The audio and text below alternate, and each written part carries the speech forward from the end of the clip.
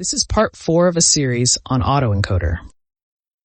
In this video, we will look at anomaly detection using an autoencoder model.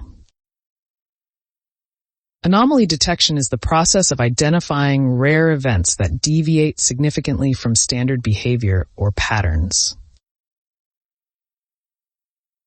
Autoencoders can be used for anomaly detection or fraud detection in finance. This video was produced in Korean and translated into English. My voice is generated by AI, text-to-speech.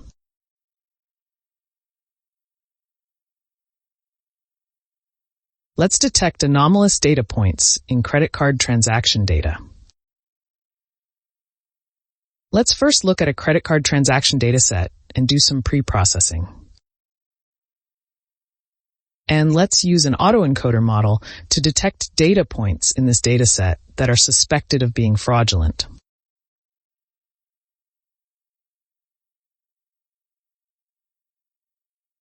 Now let's look at the dataset we will use for fraud detection. These data points are anonymized credit card transactions labeled as fraudulent or genuine. This dataset presents transactions that occurred in 2 days, where we have 492 frauds out of 284,807 transactions. It is available for download from the Kaggle site. This dataset is highly unbalanced.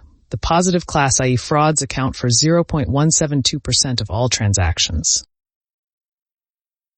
Due to confidentiality issues, it contains only numerical input variables, which are the result of a PCA transformation. These 28 features are the principal components obtained with PCA. Feature class is the response variable, and it takes value 1 in case of fraud and 0 otherwise.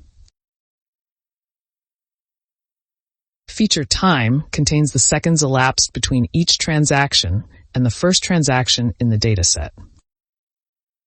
This may be a clue to detect fraudulent transactions, but we will not be using this feature.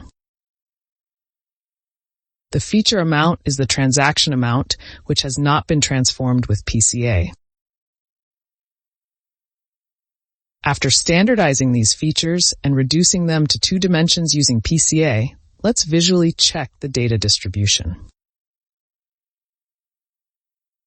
The results are as follows.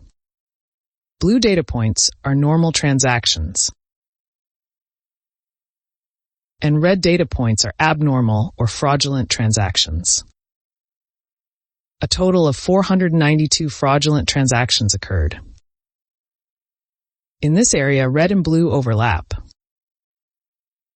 It's hard to tell if these transactions are normal or fraudulent.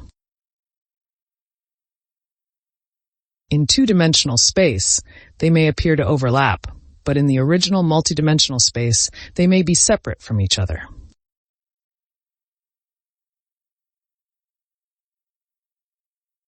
Next, let's construct the training and test data. Split the dataset into a training dataset and a test dataset. The training dataset contains only normal data points, and the test dataset contains a mix of normal and abnormal data points. Training data is used to train an autoencoder model, and test data is used to evaluate the model. The distribution of training data in 2-dimensional space is as follows. All are blue, and there are no abnormal data points. The distribution of test data is like this. Blue and red data points are mixed. 492 abnormal data points are marked in red.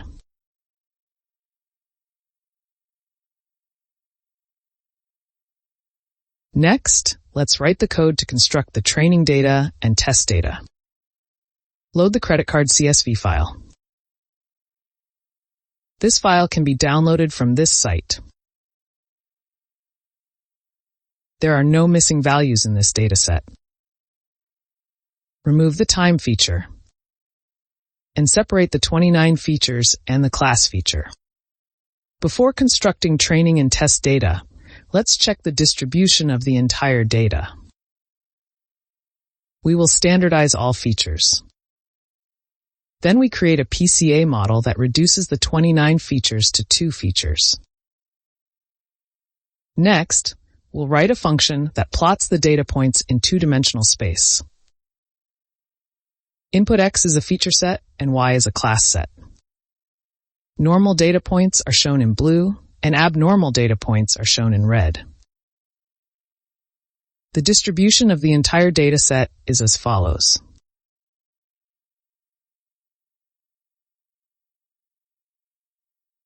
Next, we generate training data and test data.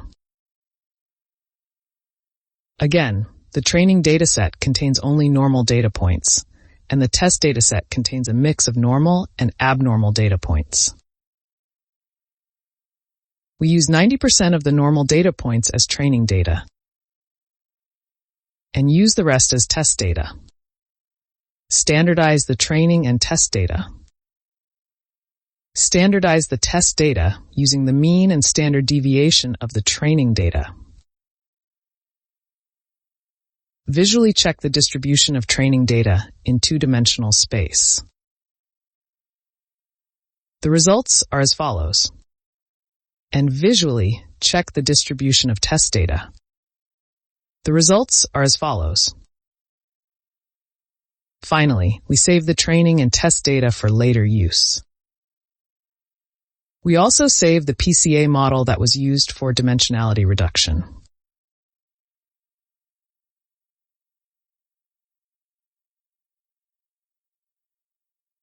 Let's run this code. We got the following results.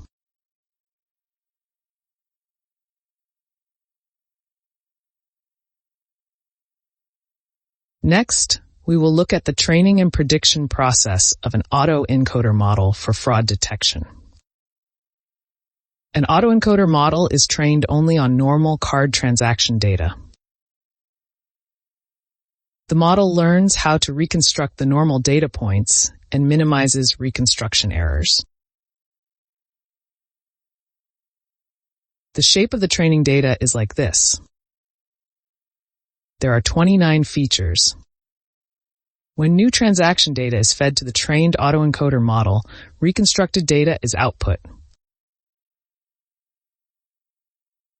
The new data may contain some abnormal transaction data points. Reconstruction errors for abnormal transaction data points will be larger than those for normal transaction data points. This is because the model does not learn from the abnormal data points. Therefore, data points with large reconstruction errors may be considered anomalous. The larger the reconstruction error, the greater the probability that the data point is anomalous. In this example, the top n data points with large reconstruction errors are considered anomalous, i.e. outliers. The n is a kind of threshold. When n is small, a small number of outliers are detected with high confidence. And when n is large, a large number of outliers are detected with low confidence. These data points may have been incorrectly detected as outliers, even though they were normal.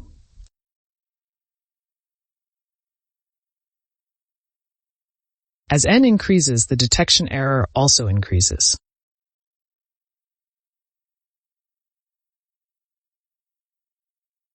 Next, let's implement an autoencoder model for credit card fraud detection. Load the pre-processed training and test data.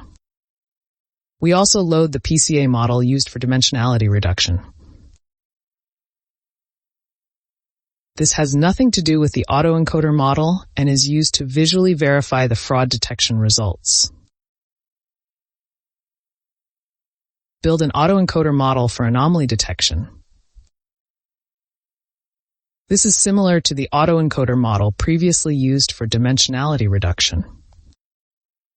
Create and compile the model for training. We use mean squared error as the reconstruction error. Fit this model to the training data. Visually, check the history of the training and test losses. The test loss is larger than the training loss because the test data contains anomalous data points. Next, we feed test data into the trained autoencoder model and get the output. The output XPred is the reconstructed data of the test data. Now we can measure the reconstruction errors using XTest and XPred. We write a function to detect anomalous data points in test data. We use the reconstruction error to determine whether a test data point is normal or abnormal. Since the autoencoder model is trained with only normal data points, the reconstruction error for abnormal data points will be high. Among the test data, the N outliers data points with high reconstruction error are considered anomalous. Set the percentage of abnormal data points to 0.01. This means that 1% of the test data points are considered anomalous. The elements set to 1 in the YPred vector indicate anomalous data points.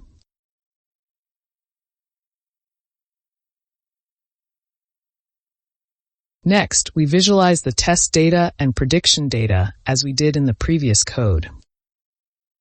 This is the distribution of the true data transformed into 2 dimensions. There are a total of 492 anomalous data points. This is the distribution of the predicted data when the percentage of abnormal data points is set to 0.5%. These data points are considered anomalous. This is the distribution of the predicted data when the percentage of abnormal data points is set to 1%. These data points are considered anomalous. Finally, let's measure the metrics of precision, recall, and accuracy between YTest and YPred. Let's detect 492 anomalous data points in the test data and observe the confusion matrix. We found 323 out of 492 anomalous data points. The accuracy is 0.9883, but this dataset is so imbalanced that it is meaningless to measure accuracy.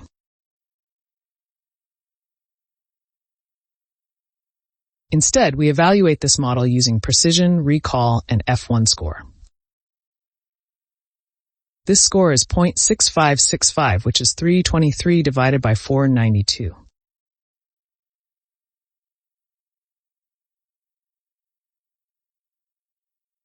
Let's run this code.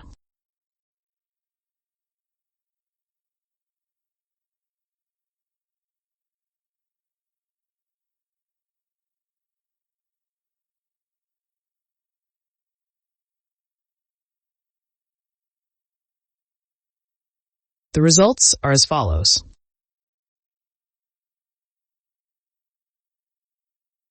This time we found 304 out of 492 abnormal data points.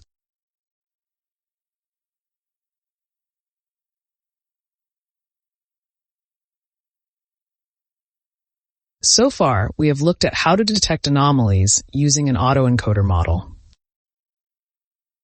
In the next video, we will look at variational autoencoders.